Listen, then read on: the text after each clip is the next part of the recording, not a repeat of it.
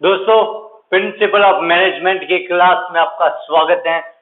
प्रबंध के सिद्धांत। तो प्रबंध के सिद्धांतों को हम दो भागों में विभक्त करते हैं। हर एग्जाम के अंदर इसमें से क्वेश्चन आता है, जूनियर अकाउंटेंट में भी और बीकॉम के अंदर भी। तो मोस्ट इंपोर्टेंट बात है प्रबंध के सिद्धांत, प्रिंसिपल ऑफ मैनेजमेंट। तो प्रिंसिपल ऑफ मैनेजमेंट को हम दो लेवल पे डिस्क्राइब करेंगे, दो लेवल पे स्टडी करेंगे। तो हम इसका डिवीजन करेंगे, division of principle of management. ये डायग्राम बनाना है, कोई भी ये डायग्राम नहीं बना के आएगा, क्योंकि किसी ने भी आज तक प्रिंसिपल ऑफ मैनेजमेंट को डिवीजन नहीं किया है। हम डिवीजन करके इसकी स्टडी करने वाले हैं। जब भी एग्जाम में क्वेश्चन आए तो मीनिंग ऑफ प्रिंसिपल लिखा, लिखने के बाद में उसकी इंपोर्टेंस के 4 पॉइंट लिखे, उसके बाद में आपको आ जाना है प्रबंध के सिद्धांतों का विभाजन, division of principle of management. Principal of management को हम 2 पार्ट्स में डिवाइड करते हैं।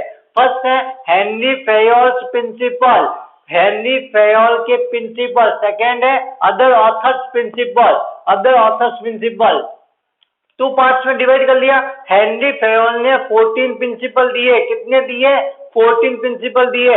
हेनरी फेयोल को कहा जाता है father of principle of administration, father of principle of administration. Principal of administration के जनक हेनरी फेयोल को कहा जाता है।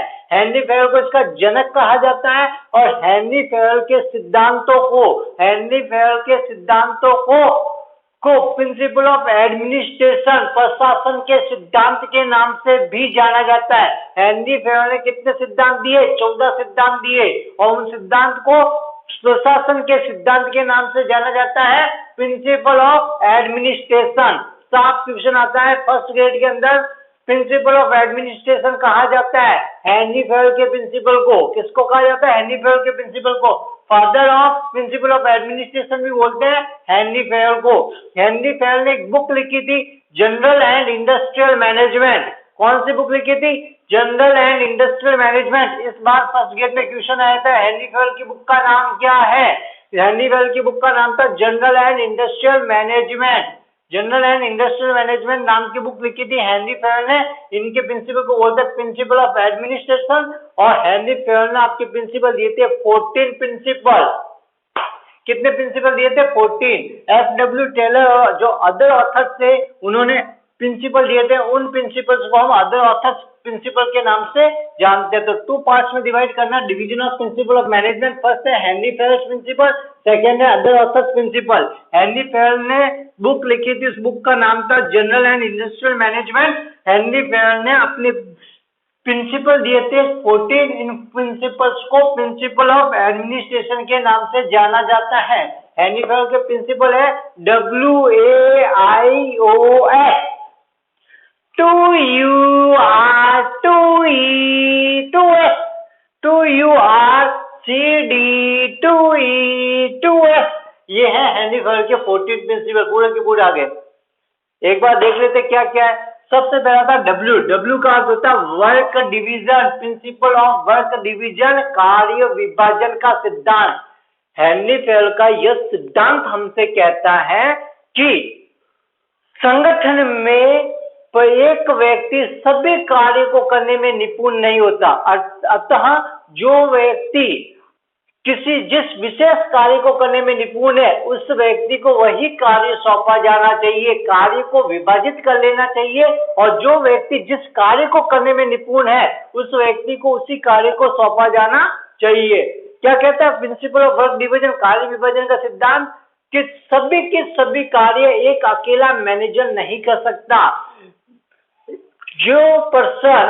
जो व्यक्ति ऑर्गेनाइजेशन में जिस कार्य को करने के लिए अच्छे से तैयार है, जिसका स्पेसिफिक नॉलेज जिस काम को करने के लिए है, उस काम को उसी व्यक्ति को सौंपा जाना चाहिए। जिसे जिस फील्ड का स्पेसिफिक नॉलेज है, उसे उसी फील्ड का काम सौंपा जाना चाहिए, जिससे काम अधिक सरलता से होगा, काम अच्छे से होगा, क्वालिटी वर्क होने से लो कॉस्ट पे हाई प्रोडक्शन होगा, प्रोडक्टिविटी में इंक्रीजमेंट होगा, प्रॉफिटेबिलिटी में इंक्रीमेंट होगा और संगठन अपने उद्देश्य को, ऑब्जेक्ट को, गोल को जल्दी से जल्दी अचीव कर पाएगा। आया समझ में? जो व्यक्ति, इतना सा ध्यान रखना, जो व्यक्ति जिस काम को करने के लिए योग्य है, जो व्यक्ति जिस काम को करने के लिए योग्य है, उस व्यक्ति को वही काम सौंपा जाना चाहिए। कार्य को विभक्त कर लेना चाहिए। एक अकेला व्यक्ति संगठन के सभी काम नहीं कर सकता है। उसकी योग्यता, उसकी क्वालिफिकेशन लिमिटेड होती है। अतः जो व्यक्ति जिस काम को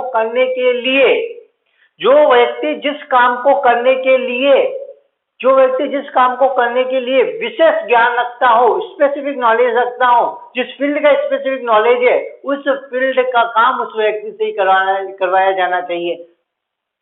इतना सा तो ध्यान रखना। कार्य विभाजन में काम को विभाजित कर लेना। एक अकेला आदमी काम को नहीं कर सकता पूरा का पूरा, क्योंकि हर आदमी की योग्यता, क्वालिफिकेशन लिमिटेड होती है। जो व्यक्ति जो काम करने में योग्य है, उस व्यक्ति को वो काम सौंप दिया जाना चाहिए। कार्य को विभाजित कर लेना चाहिए। कार्य को विभाजन करने से जो व्यक्ति जिस काम को करने में योग्य, उस व्यक्ति को वो काम मिलेगा। वो अपना काम सर्वश्रेष्ठ ढंग से करके, अच्छे से करके आपके सामने प्रदर्शन करेगा, जिससे लो कॉस्ट पे हाईएस्ट प्रोडक्शन होगा, प्रोडक्टिविटी में इंक्रीमेंट होगा, प्रॉफिटेबिलिटी में इंक्रीमेंट होगा, और आप अपने ऑर्गेनाइजेशन के गोल को जल्दी से जल्दी अचीव कर पाओगे।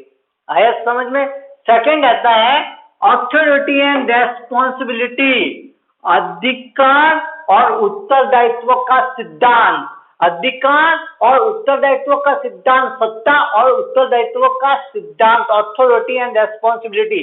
अथॉरिटी का मीनिंग होता है, सबसे पहले लिखो मीनिंग ऑफ अथॉरिटी। अथॉरिटी का मीनिंग होता है to power of to give order, power of to give order, दूसरों को आदेश देने की शक्ति अधिकार कहलाती है।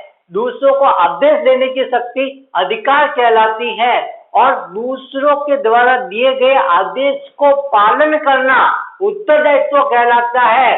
Follow others instruction in the pressure of work, that is known as responsibility. दूसरों के आदेश की अनुपालना करना सत्ता का उत्तरदायित्व कहलाता है। आपका उत्तरदायित्व बनता है कार्य पद की स्थिति के कारण दूसरों के आदेश की पालना करना उत्तरदायित्व कहलाता है। For the work hierarchy, follow the others order, that is known as responsibility. सीधी सी बात है, दूसरों को आदेश देने की शक्ति, अधिकार और पद की स्थिति के कारण दूसरों के आदेश को फॉलो करना, ऑर्डर्स को फॉलो करने की कंडीशन रेस्पॉन्सिबिलिटी कहलाती है। आया समझ में? अब हम पढ़ने वाले हैं authority and responsibility. Henry fair कहते हैं कि अथॉरिटी के अकॉर्डिंग रेस्पॉन्सिबिलिटी दी जानी चाहिए। अधिकार जितने हैं उसके अनुरूप ही उत्तरदायित्व दिए जाने चाहिए, और उत्तरदायित्व और अधिकार दोनों एक साथ समान रूप से चलते हैं। अथॉरिटी इक्वल्स टू रेस्पॉन्सिबिलिटी होनी चाहिए।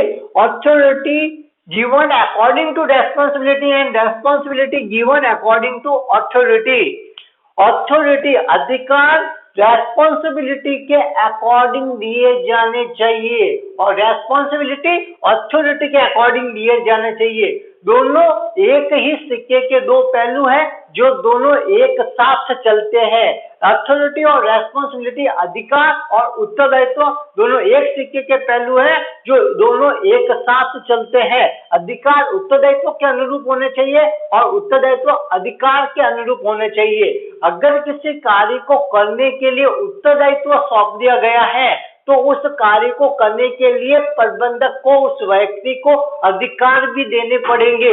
बिना अधिकार के उत्तरदायित्व का निर्वाह नहीं हो सकता, और बिना अधिकार के उत्तरदायित्व का निर्वाह नहीं हो सकता, और बिना उत्तरदायित्व के अधिकारों का अपने पास रखना व्यर्थ है। आया समझ में? बिना अथॉरिटी के रेस्पॉन्सिबिलिटी को आप पूरा नहीं कर सकते, और बिना रेस्पॉन्सिबिलिटी के पावर्स को, अथॉरिटी को अपने पास रखना वेस्टेज है और कुछ भी नहीं है। तो इतना सा ही आपको इसमें ध्यान रखना है। क्या ध्यान रखना है? आया समझ में? समझ में नहीं आया तो एक बार वापस देख लो। इतना सा ध्यान रखना, अथॉरिटी और रेस्पॉन्सिबिलिटी दोनों एक साथ चलते हैं। ऑथोरिटी और रेस्पॉन्सिबिलिटी दोनों एक साथ चलते हैं। ऑथोरिटी के अकॉर्डिंग रेस्पॉन्सिबिलिटी होनी चाहिए और रेस्पॉन्सिबिलिटी के अकॉर्डिंग ऑथोरिटी होनी चाहिए। रेस्पॉन्सिबिलिटी के अकॉर्डिंग ऑथोरिटी और अथॉरिटी के अकॉर्डिंग रेस्पॉन्सिबिलिटी होनी चाहिए। एक काम करने के लिए जितनी ऑथोरिटी है उसके अकॉर्डिंग ही रेस्पॉन्सिबिलिटी मिलनी चाहिए। अगर इसमें तालमेल नहीं है तो आप अपने ऑर्गेनाइजेशन के गोल को अचीव नहीं कर पाओगे। बस इतनी सी बात है, ये इतनी सी बात लिखो, बात खत्म। आया समझ में? अधिकार उत्तरदायित्व का सिद्धांत, अधिकार उत्तरदायित्व का सिद्धांत सिंपल सा क्वेश्चन आता है। अधिकार होने चाहिए उत्तरदायित्व के अनुरूप, ऑथोरिटी होनी चाहिए रेस्पॉन्सिबिलिटी के अकॉर्डिंग। ऑथोरिटी और रेस्पॉन्सिबिलिटी होती है A = R। इसका फॉर्मूला लिख देना, A = R। कोई प्रॉब्लम आया? इसके बाद में आता है AI, इनिशिएटिव। इनिशिएटिव का मीनिंग होता है, इनिशिएटिव का मीनिंग होता है पहल। हिंदी में अपन क्या कहते हैं? पहल का सिद्धांत। पहल का सिद्धांत हिंदी में बोलते हैं पहल का सिद्धांत, इंग्लिश में बोलते हैं इनिशिएटिव। हिंदी मीडियम वाले दोनों नाम याद रखेंगे। प्रिंसिपल ऑफ इनिशिएटिव, इनिशिएटिव का अर्थ होता है पहल का सिद्धांत। यह सिद्धांत कहता है, हेनरी फेयल कहते हैं, प्रबंधकों को, उच्च स्तर के प्रबंधकों को, मध्यम स्तर और निम्न स्तर के प्रबंधकों से संगठन की योजना बनाते समय उनसे सुझाव लेने चाहिए, उनसे सुझाव लेने चाहिए और उन्हें किसी भी काम को करने के लिए उत्साहित करना चाहिए। उनके सजेशंस को फॉलो करना चाहिए। उनके सजेशन अच्छे लगे तो उनको योजना बनाते समय उनको शामिल करना चाहिए, जिससे प्रत्येक संगठन के प्रत्येक स्तर पर काम करने वाले व्यक्ति को ये लगेगा, भाई ये तो अपना संगठन है, ये अपने घर की कंपनी है, ये अपने घर की संस्था है और मन लगाकर काम करेगा, लगन से काम करेगा, 100% देकर काम करेगा, 100% एक्यूरेंसी के साथ वर्क करेगा, जिसमें आपके वेस्टेज कम होगी, प्रोडक्टिविटी इंक्रीज होगी, प्रॉफिटेबिलिटी इंक्रीज होगी और आप अपने ऑब्जेक्ट जल्दी से जल्दी अचीव कर पाएंगे। आया समझ में? आगे चलते हैं। आता है ऑर्डर, प्रिंसिपल ऑफ ऑर्डर, व्यवस्था का सिद्धांत। प्रिंसिपल ऑफ ऑर्डर, व्यवस्था का सिद्धांत। यह सिद्धांत कहता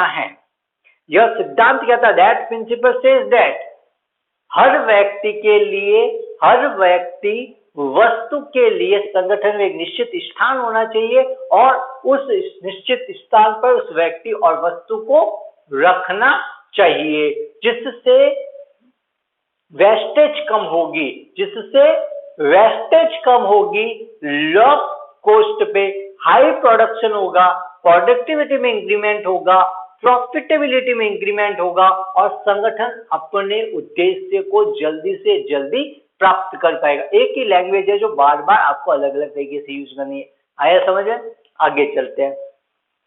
फिर आता है एस में आता subordination of individual interest to general interest.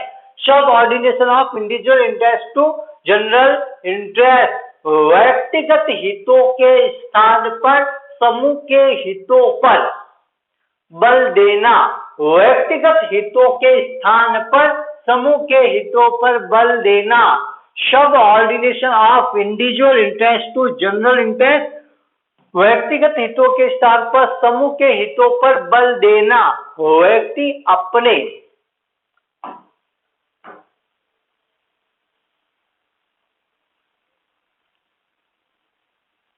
व्यक्ति अपने व्यक्तिगत हितों के साथ संगठन में प्रबंधक अपने संगठन में काम करने वाले प्रत्येक व्यक्ति को, इन ऑर्गेनाइजेशन जो भी ऑर्गेनाइजेशन में वर्क करने वाले एम्प्लॉयज है, उन एवरी एम्प्लॉय को अपने इंडिविजुअल इंटरेस्ट के जगह पर अपने ग्रुप इंटरेस्ट पर बल देना चाहिए, जनरल इंटरेस्ट पर बल देना चाहिए। ऐसे संगठन में काम करने वाले प्रत्येक व्यक्ति को संगठन के जो मुख्य उद्देश्य, जो सामान्य उद्देश्य है, उस पर बल देना चाहिए, उनको प्राप्त करने के लिए काम करना चाहिए।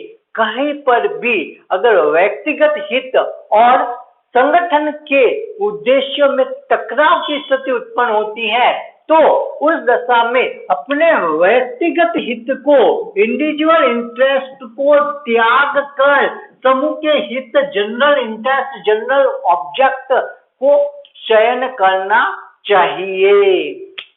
इतना सा ही ध्यान रखना है, संगठन में काम करने वाले प्रत्येक व्यक्ति को संगठन के सामान्य उद्देश्य, सामान्य हितों और समूह के हित जो ग्रुप इंटरेस्ट है उस पर ध्यान देना चाहिए, उस पर बल देना चाहिए। जहां कहीं पर भी उसके इंडिविजुअल सम्मानित संगठन में कार्य करने वाले व्यक्तियों के व्यक्तिगत हित और समूह के हित एक ही होने चाहिए। अगर कहीं पे भी व्यक्तिगत हित और समूह के हित में विरोधाभास है, टकराव की स्थिति उत्पन्न होती है, दोनों हितों में टकराव की स्थिति उत्पन्न होती है, नेगेटिविटी इंक्रीज होती है, तब इंडिविजुअल इंटरेस्ट को त्याग कर सैक्रिफाइस करके, अपने इंडिविजुअल इंटरेस्ट का सैक्रिफाइस करके जनरल इंटरेस्ट, ग्रुप इंटरेस्ट जो है उस पर बल देना चाहिए, उस पर ध्यान देना चाहिए, जिससे संगठन अपने उद्देश्य को पूरा करने में सफल हो पाएगा। अगर हर व्यक्ति अपने व्यक्तिगत हित पर बल देगा और संगठन के हित को त्याग देगा तो उस समय संगठन अपने उद्देश्य को प्राप्त करने में सफल नहीं हो पाएगा। आया समझ में? इसके बाद में आता है 2U, यूनिटी ऑफ कमांड और यूनिटी ऑफ डायरेक्शन।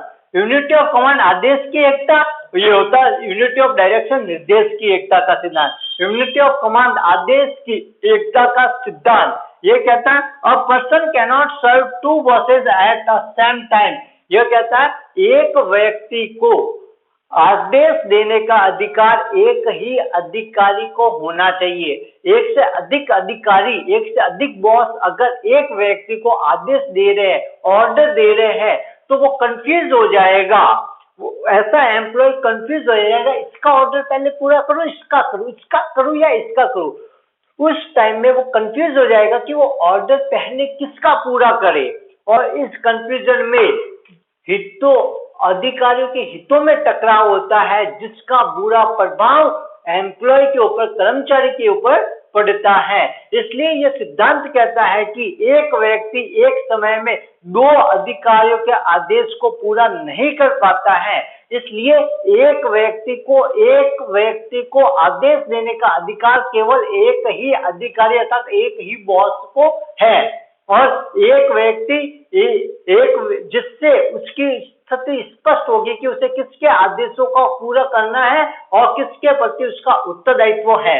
यह स्थिति उसको स्पष्ट होगी तो अपने कार्य को पूर्ण मन लगाकर कर पाएगा, पूरी निष्ठा के साथ कर पाएगा, और ऐसा करने से प्रोडक्टिविटी में इंक्रीमेंट होगा, प्रॉफिटेबिलिटी में इंक्रीमेंट होगा और संगठन अपने ऑब्जेक्ट को जल्दी से जल्दी पूरा कर पाएगा। इसलिए ये कहता है a person can not serve two bosses at a same time. एक व्यक्ति एक समय में दो अधिकारियों के आदेश को पूरा नहीं कर सकता है। यूनिटी ऑफ कमांड आपसे ये कहता है एक व्यक्ति एक समय में दो अधिकारियों के आदेशों को पूरा नहीं कर सकता है, अतः एक व्यक्ति को आदेश देने का, ऑर्डर देने का राइट सिर्फ एक बॉस को है। एक बॉस को अगर ऐसी स्थिति पहले से स्पष्ट है संगठन में तो उस कर्मचारी को पता है उससे किससे आदेश प्राप्त करना है, किसके प्रति उससे उत्तरदायित्व का निर्वाह करना है। ऐसे में वो पूर्ण निष्ठा और मन से काम करेगा। पूर्ण निष्ठा और मन से काम करने पर संगठन अपने उद्देश्यों को जल्दी से जल्दी पूरा कर पाएगा। सीधी सी बात है। यूनिटी ऑफ कमांड आपको इतना सा लिखना, a person can not serve two bosses at the same time, so all conditions are clear, all paths are clear for employee doing work with its interest and it makes increase in productivity, increase in profitability, so organization gets its goal very soon। आया समझ में? आगे चलते हैं। Unity of direction, निर्देश की एकता का सिद्धांत एक प्रकार के उद्देश्य को प्राप्त करने के लिए तैयार किया गया प्लान एक होना चाहिए और उस प्लान को संचालित करने वाला अधिकारी भी एक होना चाहिए, जिससे संगठन में सभी कर्मचारियों को स्थिति स्पष्ट होगी और सभी मन लगाकर काम करेंगे, निष्ठा से काम करेंगे और अपने उद्देश्य को जल्दी से जल्दी प्राप्त कर पाएंगे। One head for one plan, one head for one plan. Unity of direction ये बोलता है संगठन में एक उद्देश्य, एक प्रकार के काम के लिए एक अधिकारी नियुक्त होना चाहिए और उस काम को पूरा करने के लिए एक प्लान, एक योजना होनी चाहिए, जिसकी स्थिति पूरे संगठन में सभी स्तर पर स्पष्ट होनी चाहिए। One head one plan for one type work, one head one plan for one type work which creates at all level of organization, which creates at all level, all managerial level at organization। आया समझ में? जो पूरा clear होना चाहिए। फिर आता है रेम्यूनरेशन। प्रबंध का यह सिद्धांत कहता है प्रबंध का यह सिद्धांत कहता है प्रबंध के प्रत्येक स्तर पर काम करने वाले व्यक्तियों को उनके कार्य के अनुसार समय पर उनको पारिश्रमिक का भुगतान करना चाहिए, जिससे वे पूर्ण रूप से मन लगाकर निष्ठा से एक काम करेंगे और संगठन की इससे प्रोडक्टिविटी इंक्रीज होगी, प्रॉफिटेबिलिटी इंक्रीज होगी, संगठन जल्दी से जल्दी अपने उद्देश्य को प्राप्त कर पाएगा। संगठन में ऑर्गेनाइजेशन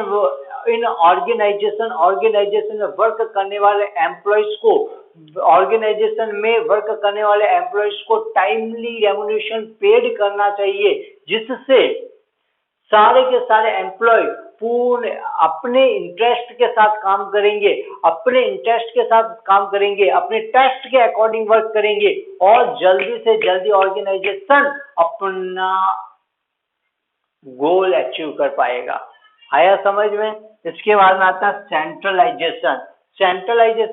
सेंट्रलाइजेशन का जो प्रिंसिपल है ये रहा सेंट्रलाइजेशन का प्रिंसिपल इतना सा है, all power of organization centered in the, all authorities are centered in organization, that is known as centralization।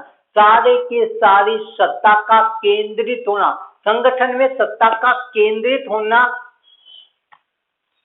केंद्रीकरण कहलाता है। सेंट्रलाइजेशन का होता है केंद्र, संगठन में सत्ता का केंद्रित होना केंद्रीकरण कहलाता है। All authorities are centred in organisation is known as centralisation. और सत्ता का अंतिम स्तर तक, निम्नतम स्तर तक, सत्ता का निम्नतम स्तर तक फैलाव होना विकेंद्रीकरण कहलाता है। विकेंद्रीकरण कहलाता है। Lowest level, authorities flow at lowest level in organization is known as decentralization। सत्ता का निम्नतम स्तर तक प्रवाह होना डिसेंट्रलाइजेशन, विकेंद्रीकरण कहलाता है। सेंट्रलाइजेशन एंड डिसेंट्रलाइजेशन ये दोनों ही कॉन्सेप्ट संगठन के आकार, संगठन के साइज ऑफ ऑर्गेनाइजेशन, संगठन की प्रकृति, नेचर ऑफ ऑर्गेनाइजेशन पर डिपेंड करता है। जितना बड़ा संगठन होगा, जितनी बड़ी साइज में ऑर्गेनाइजेशन होगी, उतना ही डिसेंट्रलाइजेशन कॉन्सेप्ट एडॉप्ट किया जाएगा। और जितना छोटा ऑर्गेनाइजेशन होगा, जितनी छोटा संगठन का आकार होगा, वहां पे सेंट्रलाइजेशन, केंद्रीकरण की व्यवस्था पाई जाएगी। बट कितना भी बड़ा संगठन क्यों ना हो, लेकिन main power, main authority organisation में सेंटर टॉप लेवल मैनेजमेंट के पास होती है, इसलिए सेंट्रलाइजेशन, केंद्रीकरण वहां पे फिर भी पाया जाता है। यह सिद्धांत कहता है कितना भी बड़ा संगठन क्यों ना हो, man authority, man power top level managers के पास होती है, इसलिए सेंट्रलाइजेशन हर प्रकार के ऑर्गेनाइजेशन में पाया जाता है। आया समझ में? 3 बातें लिखनी है इसमें सेंट्रलाइजेशन में। फर्स्ट आता है मीनिंग ऑफ सेंट्रलाइज, देखो कॉन्सेप्ट ऑफ ऑर्गेनाइजेशन पावर, संगठन में सत्ता से संबंधित अवधारणा है। एक होता है सेंट्रलाइजेशन, एक डिसेंट्रलाइजेशन, केंद्रीकरण की अवधारणा, एक विकेंद्रीकरण की अवधारणा। केंद्रीकरण की अवधारणा का मीनिंग ये होता है authority centered in organization that is known as centralization। सत्ता का केंद्रित होना सेंट्रलाइजेशन, केंद्रीकरण कहलाता है। सत्ता का केंद्र में, सत्ता का निम्नतम स्तर तक प्रवाह होना विकेंद्रीकरण कहलाता है। Flow of authority at lowest level is known as decentralization, organisation के नेचर, ऑर्गेनाइजेशन की साइज पर डिपेंड करता है, वहां पे सेंट्रलाइजेशन होगा या डिसेंट्रलाइजेशन। छोटे आकार के संगठन में सेंट्रलाइजेशन होगा और बड़े आकार के ऑर्गेनाइजेशन में डिसेंट्रलाइजेशन होगा।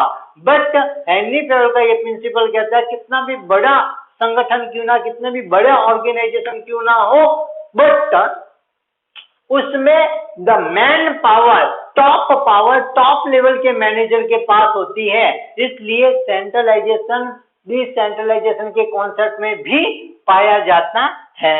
इसमें आता है डी के अंदर आता है डिसिप्लिन, अनुशासन। संगठन का यह सिद्धांत कहता है संगठन में कर्मचारियों में व्यवस्थित रूप से अनुशासित होने चाहिए। संगठन में काम करने वाले कर्मचारी, अधिकारी, सभी प्रबंधक अनुशासित होने चाहिए। अनुशासित होकर नियम, सिद्धांत और नीतियों का पालन करके अगर काम करते हैं, रूल्स, रेगुलेशन, पॉलिसीज को फॉलो करके अगर काम करते हैं, तो लो वेस्टेज, हाई प्रोडक्शन, प्रॉफिटेबिलिटी में इंक्रीमेंट होता है, प्रोडक्टिविटी में इंक्रीमेंट होता है, जिससे हम हमारे गोल को जल्दी से जल्दी अचीव कर पाते हैं। आया समझ में? आगे आता है इक्विटी, प्रिंसिपल ऑफ इक्विटी, समता का सिद्धांत। फिर आता है एस्पिरिट द कॉस्ट। पहले आता है प्रिंसिपल ऑफ इक्विटी, समता का सिद्धांत। यह सिद्धांत कहता है संगठन में काम करने वाले प्रत्येक व्यक्ति के साथ समान व्यवहार किया जाना चाहिए, निष्पक्षता के साथ व्यवहार किया जाना चाहिए।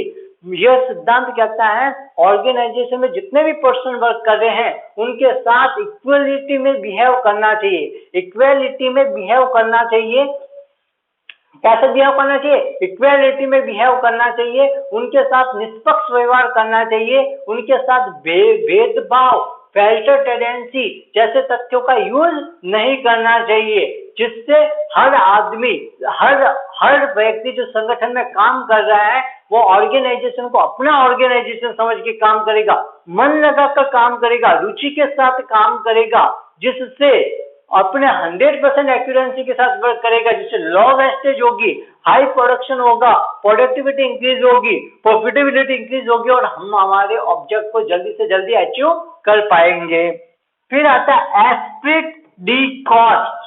एस्पिरिट डी कॉस्ट लास्ट में क्या आता है आपके पास? नहीं, इसके बाद में आता है Spirit D cost. Spirit D cost, Spirit D cost आता है आपके पास। एस्पिरिट डी कॉर्प्स के अंदर आप लिखना शुरू कर दीजिए सहयोग की भावना। Esprit de corps, esprit de corps के अंदर आपके पास सीधा सा इतना सा ही है, सहयोग की भावना। संगठन में काम करने वाले कर्मचारी एक साथ जब काम करते हैं उनमें परस्पर मतभेद हो सकता है, उनमें परस्पर मनमुटाव हो सकता है। अतः संगठन में काम करने वाले व्यक्तियों के साथ प्रबंधकों से लगातार मिलते जुलता रहना चाहिए, उनसे उच्च स्तर की योजना में सहयोग लेना चाहिए और उनमें परस्पर सहयोग की भावना को उत्पन्न करना चाहिए, जिससे उनमें भविष्य में किसी प्रकार का कोई मनमुटाव या मतभेद नहीं हो। क्या होता है, संगठन में जो काम करने वाले, ऑर्गेनाइजेशन में जो काम करने वाले एम्प्लॉयज होते हैं, आपस में मतभेद हो सकते हैं और उनका सीधा प्रभाव ऑर्गेनाइजेशन में पड़ेगा। इसलिए एक मैनेजर को ध्यान रखना चाहिए कि परस्पर काम करने वाले व्यक्तियों के बीच में किसी भी प्रकार का मतभेद, मनमुटाव नहीं हो। उन्हें इस प्रकार से व्यवस्थित करे कि वे एक दूसरे के सहयोग करे और एक दूसरे के साथ तालमेल बिठाकर काम करे, जिससे उनमें किसी प्रकार का मतभेद नहीं होगा, मनमुटाव नहीं होगा, सभी मन लगाकर काम करेंगे और संगठन अपने ऑब्जेक्ट को जल्दी से जल्दी अचीव कर पाएगा।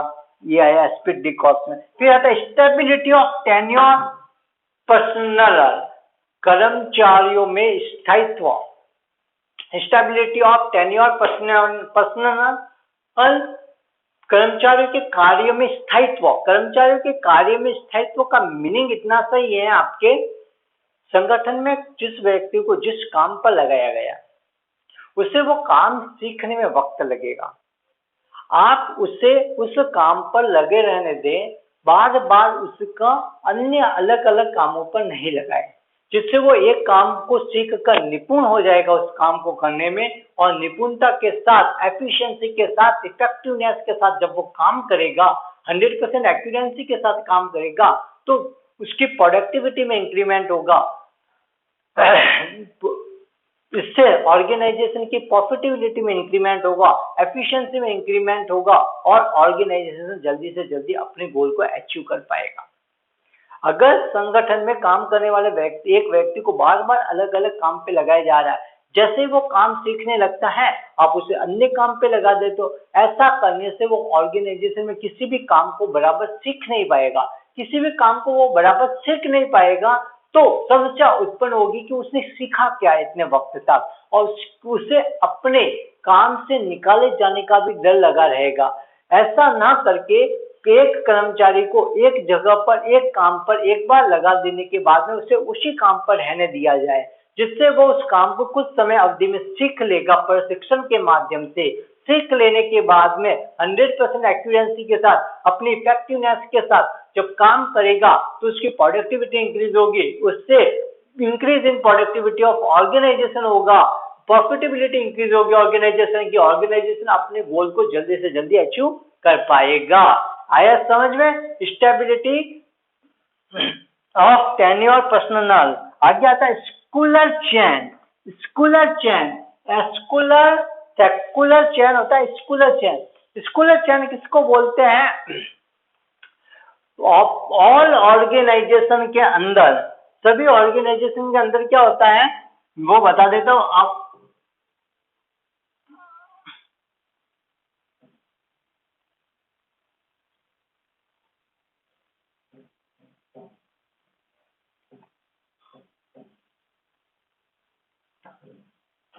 देखो, स्कूलर चेन, स्कूलर चेन का मीनिंग होता है ऑर्गेनाइजेशन में टॉप लेवल, मिडल लेवल और लो लेवल, ये 3 लेवल होते हैं। मैंने आपको पहले ही बता दिया था। इनमें ऑर्डर का flow up to down and suggestions and problems का फ्लो डाउन टू अप होता है। इस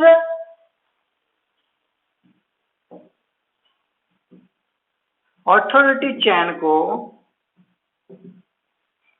स्कूलर चेन बोलते हैं। ऑर्गेनाइजेशन में all orders are flow in the way of up to down. In organization, all orders are flow in the way of up to down, and all problems and suggestions are flow in the are flow in form of down to up, low level to top level. That flow is known as authority of chain. That flow is known as authority of chain, which that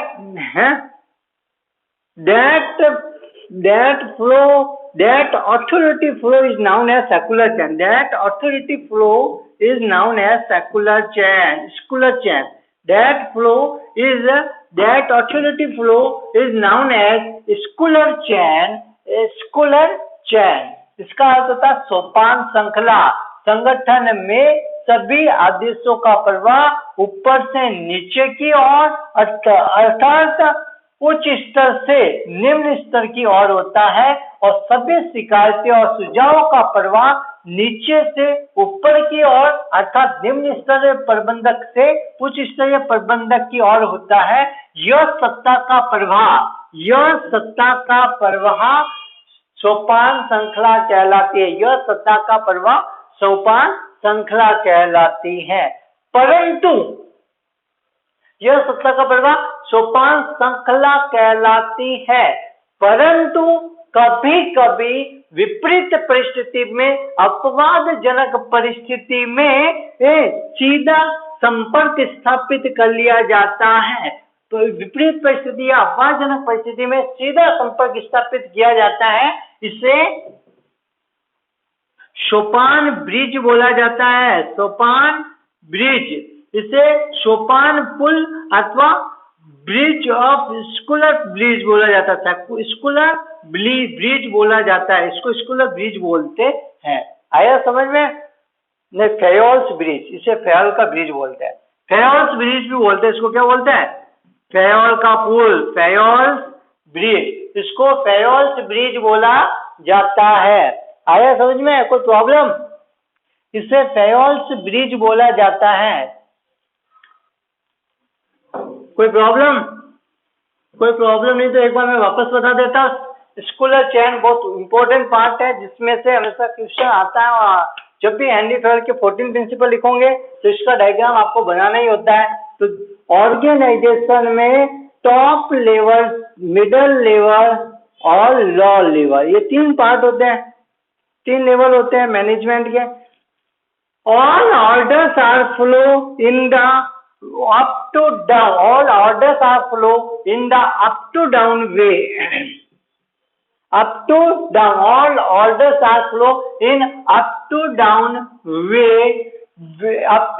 way from top level to low level, and all suggestions and problems are flow in the way of down to up, low level to top level. That is known as that authority flow is known as Schuler chain. संगठन में सभी आदेश ऊपर से नीचे की ओर, उच्च स्तर से निम्न स्तर की ओर प्रवाह होते हैं और सभी समस्या और सुझाव नीचे से ऊपर की ओर प्रवाहित होते हैं, निम्न स्तर से उच्च स्तर की ओर होते हैं। इस आदेशों के प्रवाह को सोपान श्रृंखला कहते हैं। कभी कभी अपवादजनक स्थिति में, एक्सेप्शनल कंडीशन में सीधा संपर्क स्थापित करना पड़ता है। ये सीधा संपर्क जो हम स्थापित करते हैं इसे फेयोल का पुल या फेयोल ब्रिज बोलते हैं। इसे फेयोल का पुल या फेयोल ब्रिज बोलते हैं। हमेशा क्या आता है? फेयोल ब्रिज किसे बोलते हैं? आदेशों के प्रवाह की जो श्रृंखला है उसमें कभी कभी अपवादजनक स्थिति में हमें उससे का पालना नहीं कर, हम कभी कभी अपवादजनक स्थिति में आदेशों की श्रृंखला की पालना नहीं, आदेशों के प्रभाव की पालना नहीं कर पाते हैं, सेकुलर सोपान श्रृंखला को पालन नहीं कर पाते हैं, हम सीधा संपर्क स्थापित करते हैं, उसे फेयोल के पुल के नाम से जाना जाता है। ये ऐसे हो जाएगा, ये ABCDEF GH। इसने अपवादजनक स्थिति में सीधे यहाँ से यहाँ संपर्क स्थापित कर लिया। तो ये जो संपर्क स्थापित किया इसे फेयोल का पुल या फेयोल ब्रिज बोलते हैं। क्या बोलते हैं? फेयोल का पुल या फेयोल ब्रिज, हेनरी फेयोल का पुल या हेनरी फेयोल का ब्रिज बोलते हैं। आया समझ में? कोई प्रॉब्लम? ये थे हेनरी फेयोल के 14 प्रिंसिपल्स। कितने प्रिंसिपल हुए हेनरी फेयोल के? 14 प्रिंसिपल हुए हेनरी फेयोल के। हेनरी फेयोल के कितने प्रिंसिपल हुए? 14 प्रिंसिपल हुए। ये 14 प्रिंसिपल आप ऐसे एक फॉर्म में याद रख दो, WAIOF 2URCD 2 ऐसे लिख दो W का मीनिंग होता है principle of work division. W का होता है प्रिंसिपल ऑफ वर्क डिवीजन या कार्य विभाजन का सिद्धांत। ये होता है अथॉरिटी एंड रेस्पॉन्सिबिलिटी, अधिकार उत्तरदायित्व का सिद्धांत। इनिशिएटिव पहल का सिद्धांत, वो आता है ऑर्डर। फिर आता है subordinates of individual interest to general interest, व्यक्तिगत हितों के स्थान पर समूह के हितों पर बल देना। 2U के अंदर आता है यूनिटी ऑफ कमांड और unity of direction. One person can't serve two bosses at a time, one head one plan। फिर आता है R के अंदर आता है रेमुनरेशन के बाद में आता है D discipline, SPD cost equity, और 2S के अंदर आता है स्टेबिलिटी ऑफ पर्सनल और Schuler chain stability of tenure personal equity and SPD cost discipline और सेंट्रलाइजेशन। आया समझ में?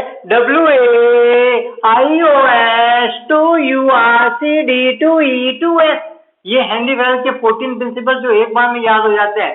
W का होता है कार्य विभाजन का सिद्धांत, principle of work division, authority and responsibility, अधिकार उत्तरदायित्व का सिद्धांत, इनिशिएटिव पहल का सिद्धांत, ऑर्डर आदेश का व्यवस्था का सिद्धांत। फिर आता है stability subordinates of general interest, individual interest to general interest. फिर आता है unity of command, unity of direction, आदेश और निर्देश की एकता, रेमुनरेशन पारिश्रमिक, केंद्रीयकरण, अनुशासन, इक्विटी समता, एस्पेक्ट कॉस्ट, एस्पेक्ट सहयोग की भावना और सहयोग की भावना। 2S का stability tenure of personnel, stability in tenure of personnel, कर्मचारियों के स्थायित्व का सिद्धांत। और आता है सोपान श्रृंखला एस्कुलर चैन, सेकुलर चैन बोले या एस्कुलर चैन बोलते हैं, एस्कुलर चैन। ये हेनरी फेरल के कितने सिद्धांत हुए? 14 प्रिंसिपल हो गए। कोई प्रॉब्लम? अगले सिद्धांत हम पढ़ लेंगे अगले सेशन के अंदर। तब तक के लिए आप सबसे एक रिक्वेस्ट है कि आप इस वीडियो को लाइक करें, शेयर करें और ज्यादा से ज्यादा लोगों तक पहुंचाएं, ताकि ज्यादा से ज्यादा लोग इस चीज का बेनिफिट उठा सके। और अगर आपके प्रिंसिपल ऑफ मैनेजमेंट में से क्वेश्चन बनता है तो क्वेश्चन 3 ही बनते हैं, या meaning of principle, importance of principle, और फिर आते हैं types of principle, Henri Fayol के प्रिंसिपल या अदर ऑथर्स प्रिंसिपल। और ये कि इनमें से ही आपके फर्स्ट ग्रेड और जूनियर अकाउंटेंट और कॉमर्स के जितने भी कॉम्पिटिटिव एग्जाम है उनमें इनमें से ही क्वेश्चन आते हैं। तो ध्यान रखें, हम अगले क्लास में मिलते हैं अदर ऑथर्स प्रिंसिपल को लेकर।